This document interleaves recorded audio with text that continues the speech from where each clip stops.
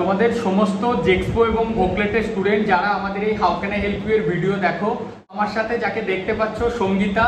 তো সঙ্গীতা মণ্ডলের র্যাঙ্কও খুব ভালো হয়েছিল এবং ফাইনালি সঙ্গীতা কিন্তু এমবিসি ইঞ্জিনিয়ারিং কলেজ যেটা আছে বর্ধমানে, সেখানে ইলেকট্রিক্যাল ইঞ্জিনিয়ারিং ডিপার্টমেন্ট পেয়েছে। তো সঙ্গীতা, তোমার আমাদের এখান থেকে কাউন্সিলিং করিয়ে বা কেমন লাগছে তোমার পছন্দ মতো একটা কলেজ পেয়ে? সঙ্গীতা কিন্তু এটা ছাড়াও ওর আরো একটা আইডেন্টি আছে। সঙ্গীতা, তুমি বলো তোমার যেটা আরেকটা স্টেট লেভেলের প্লেয়ারের বিষয়টা বলো। একটু এগিয়ে এসো তুমি, তাহলে আওয়াজটা দাঁড়াও, একটু দাঁড়াও, বসো, একটু এগিয়ে এসো, বসে যাও। হ্যাঁ বলো। আমি হচ্ছে অ্যাথলেটিক্স। আমি অ্যাথলেটিক্স স্টার্ট করেছিলাম ছোটবেলা থেকেই।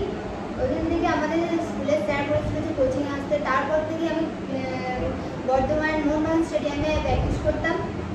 তারপর প্রথমে ডিস্ট্রিক্ট লেভেল, প্রথমে ডিস্ট্রিক্ট জুনিয়র, তারপরে ডিস্ট্রিক্ট, তারপরে স্টেট লেভেল। স্টেট লেভেলে আমি 100 আর 200 মিটারে প্রথম স্থান অধিকার করেছি। 100 এবং 200 মিটার রানে ফার্স্ট পজিশন পেয়েছো। তো আজকে দেখো ওর আরো একটা নতুন অ্যাচিভমেন্ট জীবনের। ও কিন্তু খুব নর্মাল সাধারণ পরিবার থেকে এসেছে, বাবা অনেক কষ্ট করে পড়াশোনা করাচ্ছে। ওরা 2 বোন, তো 3 বোন, তাই তো 3 বোন ছিল। তো ওর আরেকজন দিদি, সেও কিন্তু ইঞ্জিনিয়ারিং পড়ছে, তাই তো। তো ফাইনালি সঙ্গীতাও কিন্তু তার নিজের পছন্দ মতো ডিপ্লোমা ইলেকট্রিক্যাল ইঞ্জিনিয়ারিং নিয়ে এসে পড়তে চাইছিল।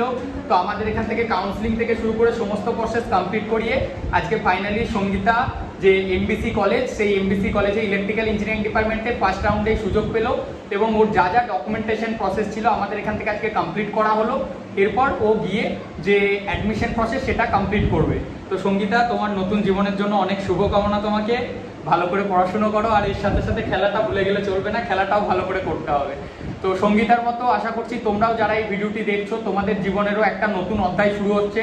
সকলে ভালো করে পড়াশুনো করো। দেখো, ডিপ্লোমা ইঞ্জিনিয়ারিং করার পর কিন্তু অনেক জবের অপরচুনিটি আছে। সবার বয়স এখন অনেক কম, ভালোভাবে পড়াশুনো করতে হবে। আর এই যে র্যাগিং ট্যাগিংয়ের যে ব্যাপারটা থাকছে, এগুলা থেকে তোমাদের সকলকে সচেতন হতে হবে।